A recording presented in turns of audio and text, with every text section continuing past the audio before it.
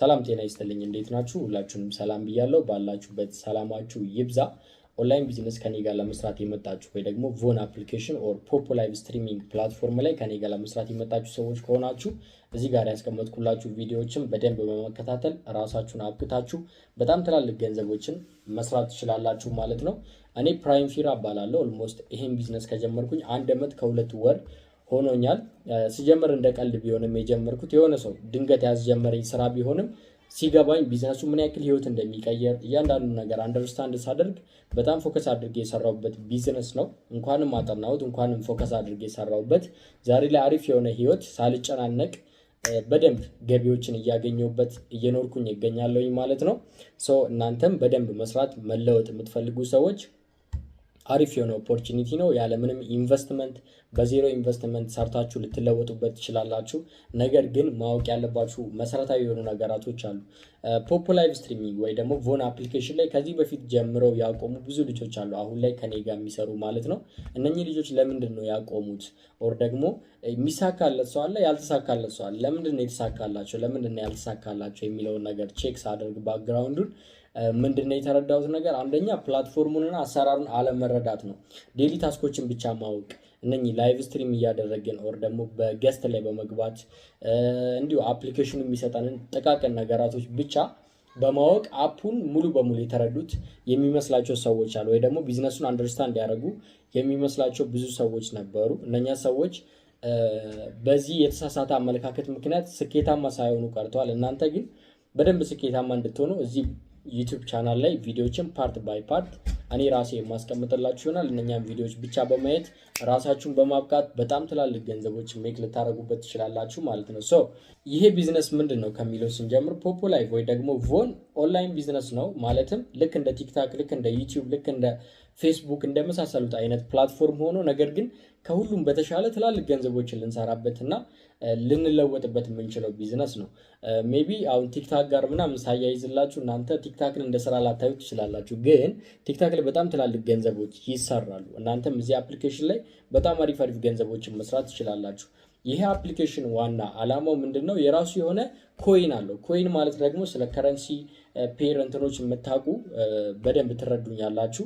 ጀስት ግን የማታውቁ ሰዎች ከሆናችሁ ኮይን ማለት ገንዘብ ነው። እሺ ላይክ ለምሳሌ ሳንቲም አለ አይደል? ሳንቲም ማለት ነው ኦሬዲ፣ ግን ቨርቹዋል ሳንቲም ነው ወይ ደግሞ ቨርቹዋል ገንዘብ ነው። በእጃችን ልንዳስሰው አንችልም፣ ልንይዘው አንችልም። ነገር ግን አየር ላይ ያለ ነገር ነው።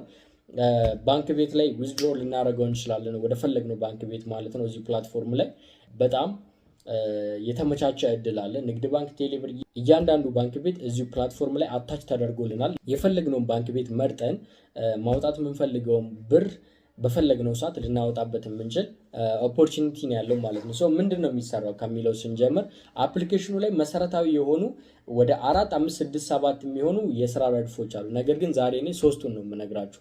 ሶስቱ ምንድናቸው? ዴሊ ታስክ እንዳለ ሆኖ ዴሊ ታስኩን በቀጣይ ቪዲዮ እንዴት እንደሚሰራ አስቀምጥላችኋለሁ። ነገር ግን ዴሊ ታስኩ እንዳለ ሆኖ መሰረታዊ ስራዎች 3 አይነት ስራዎችን እጠቅስላችኋለሁ። የመጀመሪያው ኢንቨስት ለማድረግ አቅም ላላችሁ ሰዎች ወይ ደግሞ ገንዘብ ላላችሁ ሰዎች ኢንቨስተር ሆኖ እዚህ ፕላትፎርም ላይ ነጋዴ ሆኖ መስራት ይችላሉ። የምን ነጋዴ ነው የሚሆኑት? የኮይን ነጋዴ። ኮይኖች በጣም ይሸጣሉ፣ በጣም ይገዛሉ። እዚህ አፕሊኬሽን ላይ ትላልቅ ጌመሮች፣ ትላልቅ ጊፍተሮች አሉ። ሰው ለእነኛ ሰዎች ኮይኖችን በመሸጥ የምንሰራበት የስራ ረድፍ አንደኛው ነው። እዚህ ፕላትፎርም ላይ እንደ መጀመሪያ ማስቀምጥላችሁ ነው። አይኔ ኢንቨስት ማድረግ አልችልም ለሚል ሰው ደግሞ ታለንት ካለው፣ ታለንት ማለት ሰዎችን ማዝናናት፣ ላይቭ ስትሪም የማድረግ ፍላጎት ላላቸው ሰዎች ሰዎችን በማዝናናት ላይቭ ስትሪመር ሆነን በጣም ብዙ ገንዘቦችን ልንሰራበት እንችላለን። በወር በትንሹ እስከ 15,000 ብር ልንሰራበት እንችላለን። እንዲሁም ደግሞ ዋነኛውና እኔ የምሰራበት የስራ ረድፍ እዚህ አፕሊኬሽን ላይ ኤጀንትነት ይባላል። ኤጀንትነት ማለት ወኪል ነው። ይሄ ወኪልነት ምንድነው?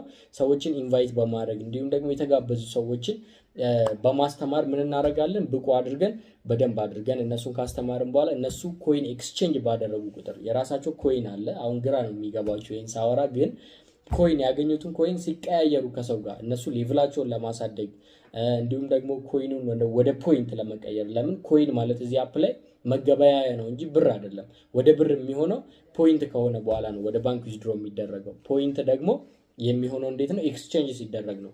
ያንን ኤክስቼንጅ በሚያደርጉበት ሰዓት እነኛ ሰዎች እኛ ኮሚሽን አለን ከፕላትፎርሙ ማለት ነው። ሶ ቲም ቢልድ በማድረግ በጣም ትላልቅ ገንዘቦች በእኔ ቲም ውስጥ ብቻ በቀን በትንሹ ከ1000 ብር ጀምሮ እስከ 5000 ብር የሚሰሩ ብዙ ልጆች አሉ። ዊች ሚንስ በወር ከ30 ሺህ እስከ 150 ሺህ ብር የሚሰሩ ማለት ነው። ሶ እዚህ ደረጃ ግን ለመድረስ በስርዓት ስልጠና በሚሰጥበት ሰዓት እየገቡ ሰልጥነው ቲማቸው ጋር መውሰድ ያለባቸውን እውቀት ወስደው የሰሩ ሰዎች ናቸው ማለት ነው። ሶ እናንተም እንደዛ የምትሄዱ ከሆነ ምንም እዚህ ደረጃ የማደርሱበት ምክንያት የለም።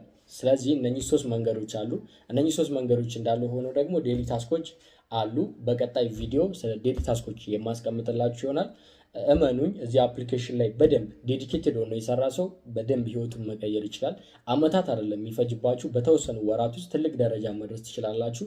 ነገር ግን ስራው ትዕግስት ይፈልጋል። እንዲሁም ደግሞ ጀስት ኦፕን መሆን አለባችሁ ለስራው ማለት ነው። ለመረዳት ለመስራትም እናውቀዋለን። እያንዳንዱ ሰው 10 ምናምን ዓመት ተምሮ ተቀጥሮ እየሰራ በወር ምን ያክል ገቢ እንደሚያገኝ፣ እዚህ ጋር ግን ለሆነ ያክል ወራት ዴዲኬትድ ሆነን ብንሰራ በጣም ትላልቅ ዶላሮችን ልንሰራበት እንችላለን እና ፎከስ አድርጋችሁ እንድትሰሩበት ስል በዚሁ እንደ ምክር ጣል አደርግላችኋለሁ። ሶ በደንብ አድርጌ ደግሞ ፓርት በፓርት እንዴት ነው ዴሊ ታስክ የሚሰራው፣ እንዴት ነው ኤስአይደል የሚኮነው፣ እንዴት ነው ኤጀንት የሚኮነው፣ እንዴት ነው ኮይን ሴለር ምንድን ነው የሚለውን ቪዲዮዎችን አስቀምጥላችኋለሁ ማለት ነው። አመሰግናለሁ።